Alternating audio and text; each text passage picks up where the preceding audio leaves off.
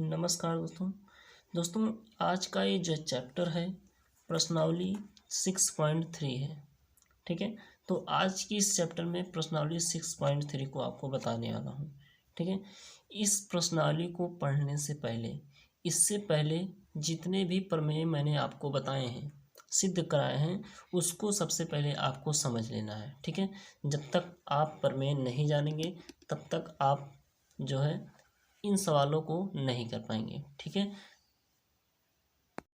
ठीक, तो आप सवालों को पहले उसके प्रमेयों को समझिए। ठीक है, अब देखिए इस प्रश्नावली में जो कहता है उस सवाल को अब हम हल करते हैं। देखिए कह रहा है कि बताइए कि आकृति 6.34 में दिए त्रिभुजों के युग्मों में से कौन कौन से युग्म समरूप हैं। यानी कि जो त्रिभुज दिए गए हैं, ये जो पेयर, ये दोनों त्रिभुजों का पेयर दिया गया है, इसमें बताना है कौन कौन सा त्रिभुज त्रिभुज समरूप है।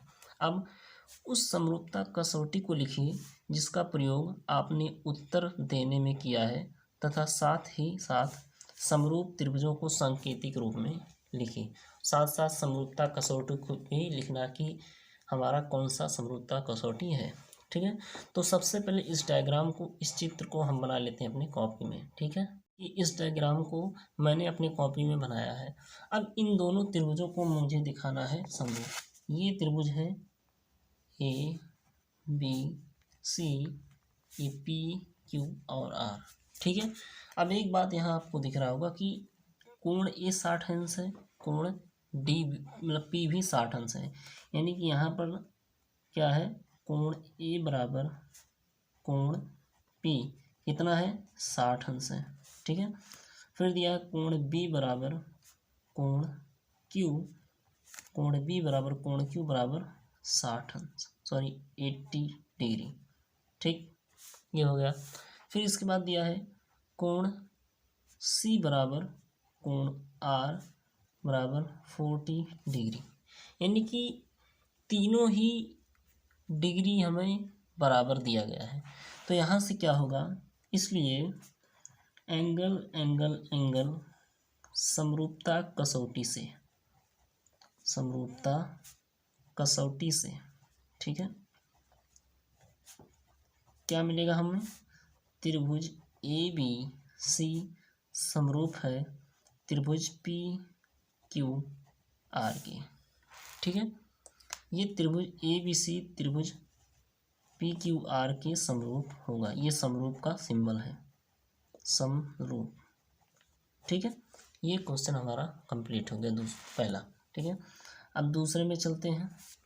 अब देखिए दूसरे में क्या दिया गया है, दूसरे में वही डायग्राम दिया गया है। अब इस डायग्राम को हम बनाते हैं। ठीक है, मैंने इस चित्र को बना लिया है। ठीक है, अब एक बात यहाँ से आप देखिए कि ये जो 2 है, 2 का दोगुना 4 है, 2.5 का दोगुना 5 है और 3 का दोगुना 6 है। यानी कि हमारा यहाँ से क्या होगा, यहाँ से होगा जो ए बी है, ए बी बटे में क्यू आर बराबर क्या होगा, ए बी का मान कितना है, 2 है, बटे में क्यू आर का मान 4 है, यानी कि बराबर 1 बटे में 2। ठीक है, इसके बाद आप देखिए बी सी बटे में पी आर है, यानी कि बी सी का मान 2.5 बटे के 5, यानी कि 2.5 दूना 5, ये भी 1/2 है। फिर आप देखिए ए सी बट्टे में, ए सी का जो मान है उसका वो बट्टे में है आपका पी क्यू के, यानी कि 3 बट्टे में 6 बराबर 1 बट्टे में 2।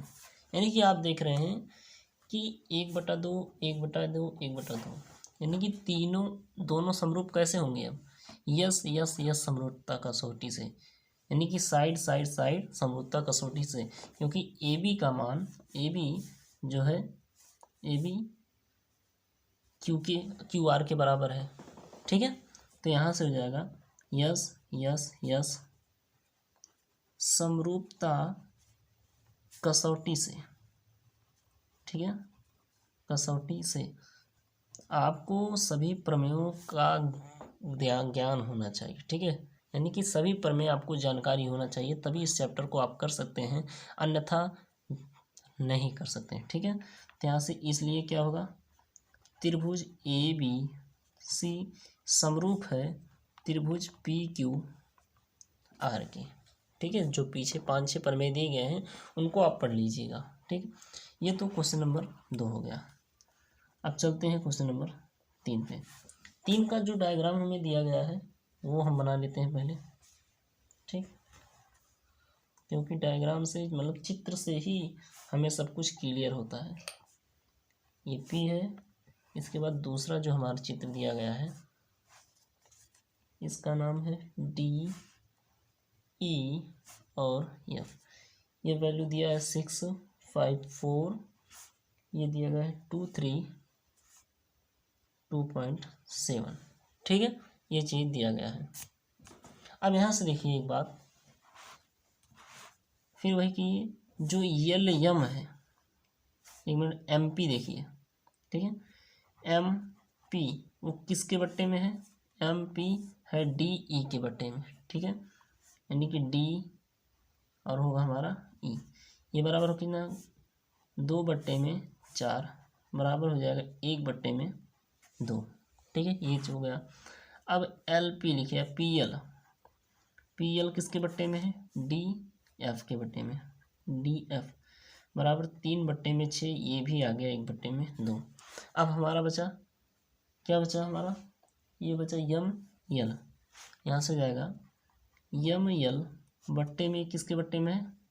ई एफ के, यहाँ से जाएगा ई एफ बराबर क्या हो जाएगा? 2.7/5। ठीक है, 2.7 अब यहाँ से देखिए, दो भुजाएं तो बराबर है लेकिन तीसरा भुजा बराबर नहीं आया, इसलिए क्या होगा? समरूप नहीं होगा। यानी कि इसलिए त्रिभुज यल यम पी नॉट समरूप त्रिभुज डी ई एफ। आप इसे ऐसे भी लिख सकते हैं, त्रिभुज यल यम पी समरूप नहीं है किसके? त्रिभुज डी ई एफ के।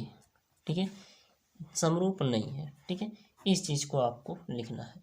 अब चलिए क्वेश्चन नंबर 4 को स्टार्ट करते हैं, मतलब जो पहले में चौथा दिया गया है उसको स्टार्ट करते हैं।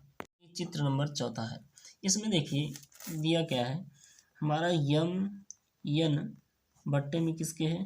पी क्यू के, यानी कि यम यन का मान क्या है? 2.5 बट्टे में 5, तो ये जाएगा 1/2। ठीक है, ये हो गया 1/2। अब देखिए दूसरा दिया है यम यल बट्टे में किसके? क्यू आर के, क्यू आर यानी कि 5/10, ये भी जाएगा 1/2 की। ठीक है, दूसरा क्या दिया है? ये जो कोण एम दिया है वो बराबर कोण क्यू के दिया है बराबर 70 अंश। अब ये कौन सी समरूपता कसौटी बन जाएगी? ये हो जाएगा यस ए यस समरूपता कसौटी। ठीक है, यानी कि यस भुजा कोण भुजा, दो भुजा है और एक कोण है, तो यहाँ से दो भुजा हो गया, एक कोण हो गया। कसौटी से क्या हमारा सिद्ध हो जाएगा?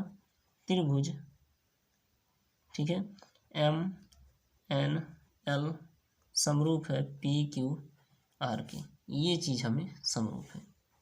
ठीक है, ये तो कंप्लीट हो गया क्वेश्चन नंबर 4।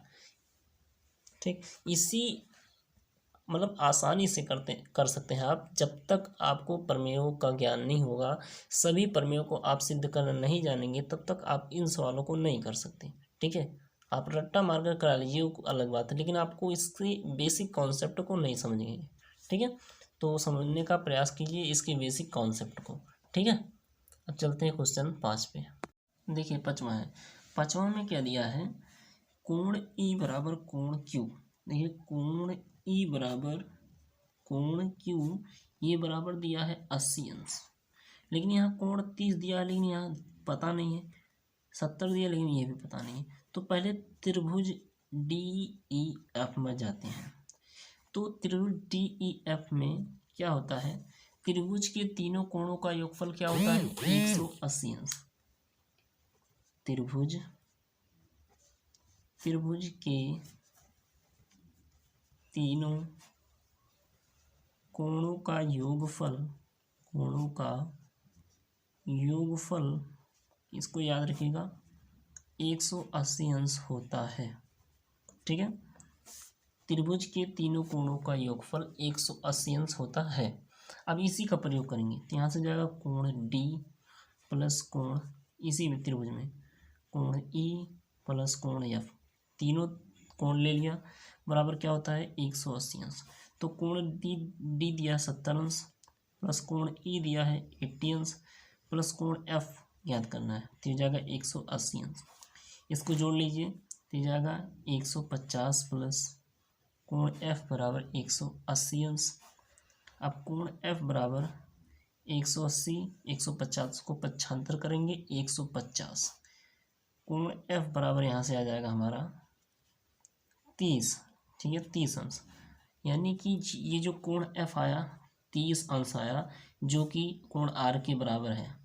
इसलिए इससे यह सिद्ध होता है कि कोण जो डी है कोण पी के बराबर है। ठीक है, तो यहाँ से हो जाएगा ए यानी कि एंगल समरूपता कसौटी से क्या हो जाएगा, कसौटी से हमारा हो जाएगा त्रिभुज डी ई एफ समरूप त्रिभुज पी क्यू आर के।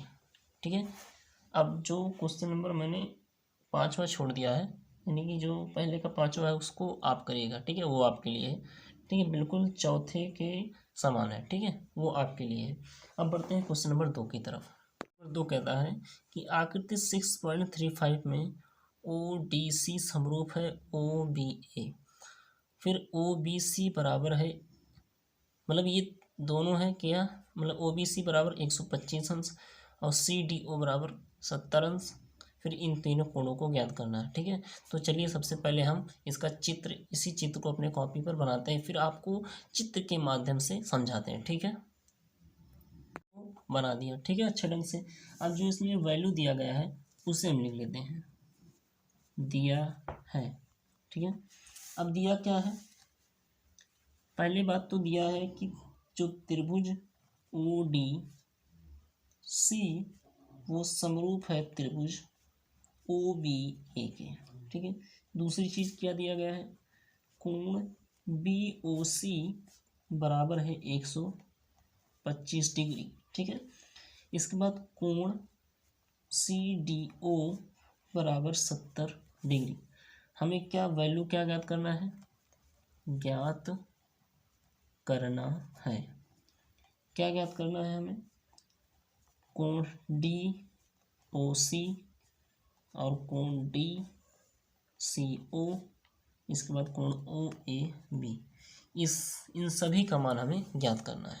ठीक, अब पहले एक बात समझिए, ये जो दिया है बी ओ सी, ये कौन सा कोण बी वाला होगा कि सी वाला, कौन सा कोण 125 अंश होगा। तो देखिए जो बीच में जो होता है अल्फ़ाबेट वही कोण होता है 125 अंश। अब जैसे बी ओ सी बोल रहा है तो बी ओ सी यानी कि ये कोण क्या होगा 125 अंश। अगर ए ओ सी बोलेगा तब ये कोण होगा। ठीक है, फिर बोल रहा है कि सी डी ओ यानी कि ये कोण है हमारा 70 अंश। ठीक है, ये दोनों कोण तो हमें दिए गए हैं। ठीक, अब ज्ञात करना है क्या, डी ओ सी यानी कि ये कोण ज्ञात करना हमें। ठीक है, जो ज्ञात करना होगा उस पर हम डबल लगाएंगे। ठीक है, फिर हमें डी सी ओ यानी कि डी सी ओ, तो हमें ये कोण ज्ञात करना है। इसके बाद ओ ए बी यानी कि हमें यहाँ से ओ ए बी, अभी ये कोण ज्ञात करना है। इन तीनों कोणों को हमें ज्ञात करना है। ठीक है, तो ध्यान से समझिएगा। देखिए पहली बात तो आप जाइए यहाँ से डी ओ सी में। ठीक है, पहले देखिए यहाँ से जो कोण होगा वो डी ओ सी, कोण डी ओ सी प्लस कोण सी ओ बी बराबर 180 अंश।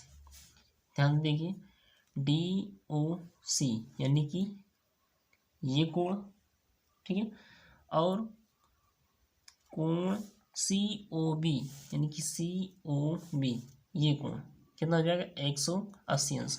चूँकि यहाँ से देखिए, अब मैं चित्र घुमा रहा हूँ, ये इस प्रकार देखिए, ठीक है, ध्यान से देखिएगा। अगर ये क्या है, ये एक स्ट्रेट लाइन है, अगर इस पूरा को हम मिला देंगे ये 180 अंश हो जाएगा ना, ये पूरा होगा यहाँ से यहाँ तक पूरा 180 अंश, तो इतना 125 है, यानी कि 125 प्लस ये कोण बराबर 180 अंश हो जाएगा।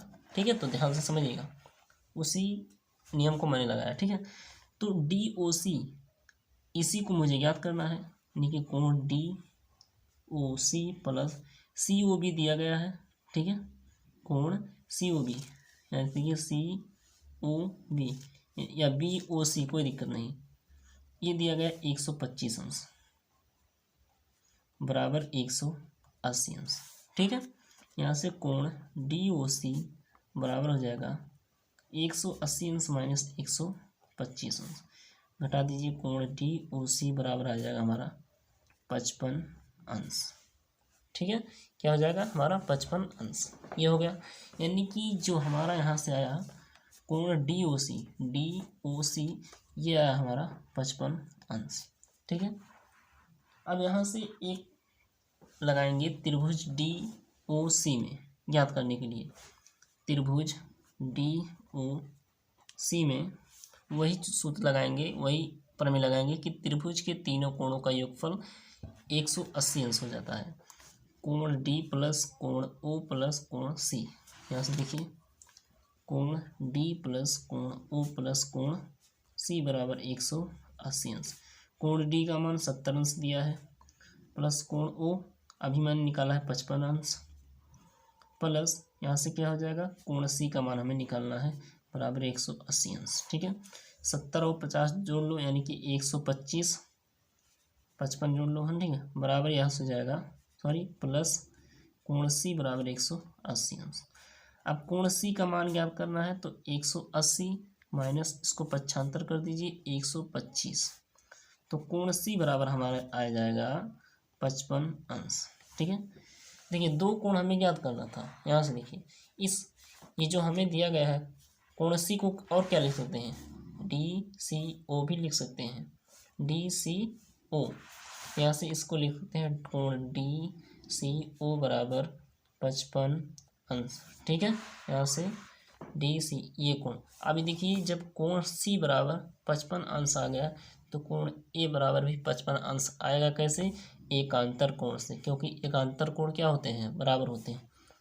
इस तरह कोई लाइन बनी होती है तो जितना कोण यहाँ होता है उतना कोण यहाँ भी होगा। ठीक है, और फिर जितना यहाँ होगा इतना इधर होगा। ठीक है, इस प्रकार, तो एकांतर कोण यहाँ से, इसलिए यहाँ से हो जाएगा कोण OAB बराबर 55 अंश। कैसे, एकांतर कोण। ठीक है, एकांतर कोण से। ठीक है, ये तो पूरा हो गया क्वेश्चन नंबर 2। अब चलते हैं क्वेश्चन नंबर 3 पर। ठीक है, क्वेश्चन नंबर 3 भी पढ़िए, क्योंकि पढ़ के आप चित्र बनाएंगे। ये इसमें फिगर नहीं दिया हुआ है, इसमें बोल रहा है कि समलंब ABCD जिसमें AB पैरेलल DC है के विकर्ण AC और BD परस्पर बिंदु O पर प्रतिच्छेद करते हैं। दो त्रिभुजों की समरूपता कसौटी का प्रयोग करते हुए दर्शाइए कि OA बटा OC बराबर OB बटा OD। ये चीज़ मुझे यूज करना है, और दो त्रिभुजों की समरूपता कसौटी का प्रयोग करके, यानी कि कौन सी समरूपता कसौटी लगेगी। ठीक है, AA एंगल एंगल एंगल, या फिर साइड साइड, या फिर साइड एंगल साइड, है ना, तो कौन सी समरूपता कसौटी लगेगी। चलिए पहले इसका फिगर बना लेते हैं। ठीक है, देखिए समलंब चतुर्भुज की बात किया है इसमें। ठीक है, यहाँ से देखिए, ये क्वेश्चन नंबर है हमारा 3। तो समलंब चतुर्भुज इस प्रकार बनेगा, ये रहा। ठीक है, अब इसका नाम रख देते हैं ABCD। अब कह रहा है इसके जो विकर्ण है वो बिंदु O पर प्रतिच्छेद करते हैं, ये हो गया बिंदु A। ठीक है, ये तो हमारा चित्र बन के तैयार हो गया। अब जो दिया गया है उसे लिख लेते हैं। दिया है, क्या दिया है चित्र इसमें, A B parallel D C, A B समांतर है डी सी के, यानी कि A B Rekha D C के समांतर है, जो कि है, ठीक है। A B Rekha D C के समांतर है। अब सिद्ध क्या करना है, सिद्ध करना है, क्या सिद्ध करना है, हमें सिद्ध करना है कि ओ ए बटा ओ सी बराबर, यहाँ से हो जाएगा ओ बी बटा ओ डी, ये चीज़ हमें सिद्ध करना है, ठीक है। तो चलिए हम त्रिभुज में ले लेते हैं। देखिए एक मिनट, अगर हम त्रिभुज ए ओ सी और त्रिभुज डी ओ सी को समरूप दिखा दें तो क्या होगा, अगर समरूप दिखा दें तो हमारा होगा, तब हमारा सिद्ध हो जाएगा, ठीक है। अगर हम समरूप दिखा दें, क्योंकि दो त्रिभुजों, मतलब जब दो त्रिभुज समरूप होते हैं तो उसकी संगत भुजाएं भी बराबर होती हैं, ठीक है। यहाँ से देखिए, आप त्रिभुज लेंगे डी ओ सी और ए ओ बी में, यानी कि त्रिभुज डी ओ सी और त्रिभुज ए ओ बी में, इस त्रिभुज में लेंगे। इसमें क्या मिल रहा है हमें, देखिए त्रिभुज डी ओ सी, ठीक है, ठीक, डी ओ सी, इसमें हमें मिल रहा है कि कोण ए जो है, ये कोण सी के बराबर है, ये कोण ए कोण सी के बराबर, कैसे, एकांतर कोण से, तो कोण ए बराबर कोण सी एकांतर कोण।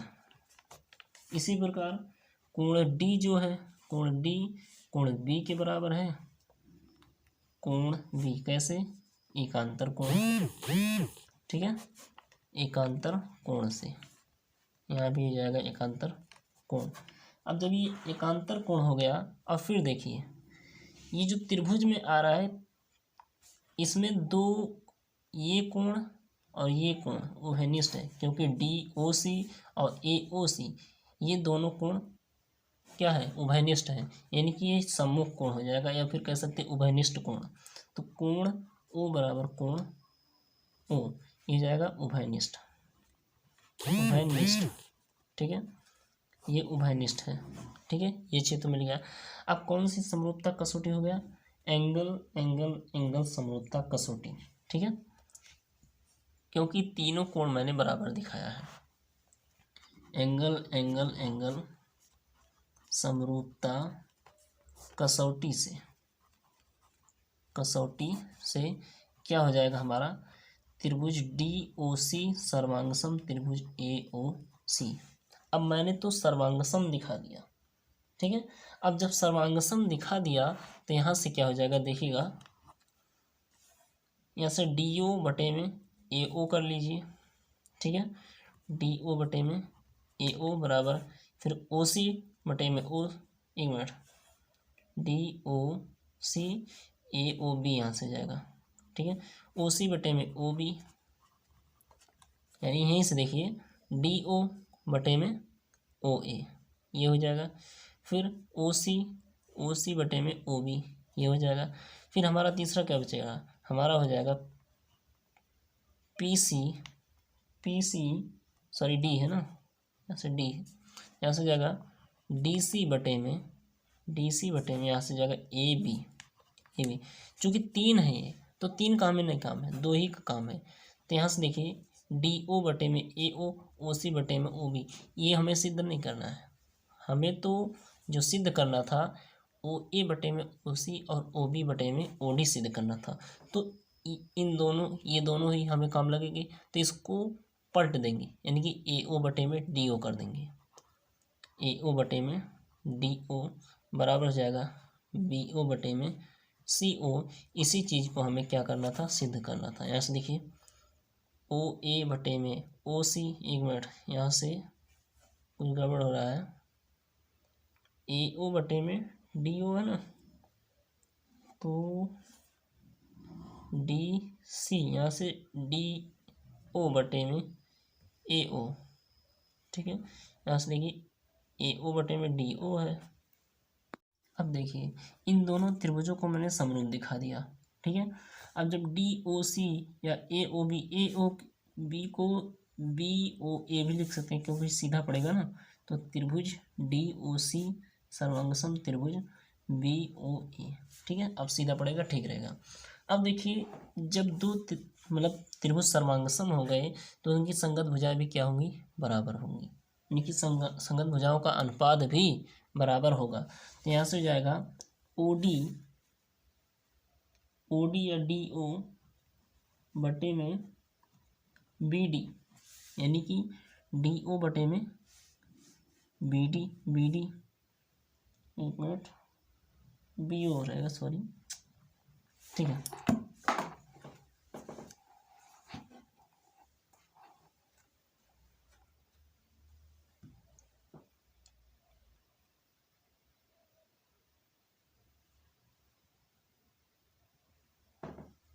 ठीक है, यहाँ से हो जाएगा डी ओ बटे में बी ओ बराबर, इसके बाद क्या हो जाएगा ओ सी बटे में ओ ए हो जाएगा, ठीक है, ओ सी बटे में ओ ए। इसके बाद हो जाएगा डी सी बटे में बी ए। ये चीज़ हमारा हो जाएगा। चूँकि ये तीन है, इसी दोनों को लेके चलना है, यानी कि डी ओ बटे में बी ओ, डी ओ बटे में बी ओ बराबर ओ सी बटे में ओ ए, ठीक है। अब चूँकि इसे तो हमें सिद्ध नहीं करना था, हमें जो सिद्ध करना था वो ओ ए था बटे में ओ सी बराबर ओ बी बटे में ओ डी, इस चीज़ को सिद्ध करना था। अब ये जो नीचे है उसे ऊपर ले जाएंगे, यानी कि बी ओ बटे में डी ओ बराबर ओ ए बटे में ओ सी, इसी चीज़ को हमें सिद्ध करना था, ठीक है। ये चीज़ मैंने सिद्ध कर दिया, ठीक है। तो आपसे फिर से कहूँगा कि इस चैप्टर को हल करने से पहले आप सभी प्रमेयों को हल करना सीख जाइए, यानी कि सभी प्रमेयों के बारे में अच्छे से जानिए, तभी इस चैप्टर को आप हल कर पाएंगे। वरना आप रट्टू मार सकते हैं, मार भी लेंगे, उससे कोई दिक्कत नहीं है, क्योंकि जब तक आप उसके बेसिक कॉन्सेप्ट को नहीं समझोगे तब तक इस चैप्टर को पढ़ने से कोई फ़ायदा नहीं है, ठीक है। तो आपसे आखिरी में फिर कहूँगा कि जो है आप प्रमेय को पढ़ लीजिए, ठीक है। तो भाई अगर आशा करता हूँ हमारी वीडियो आपको अच्छी लगी होगी, तो अच्छी लगी तो लाइक और सब्सक्राइब जरूर कीजिएगा, और जो भी समस्या हो कमेंट सेक्शन में आप ज़रूर पूछ सकते हैं। तो मिलते हैं एक नेक्स्ट वीडियो में। और एक बात और, अगर चैनल पे नए हैं तो चैनल को सब्सक्राइब भी कीजिएगा, ठीक है। तो मिलते हैं एक नेक्स्ट वीडियो में, तब तक के लिए जय हिंद।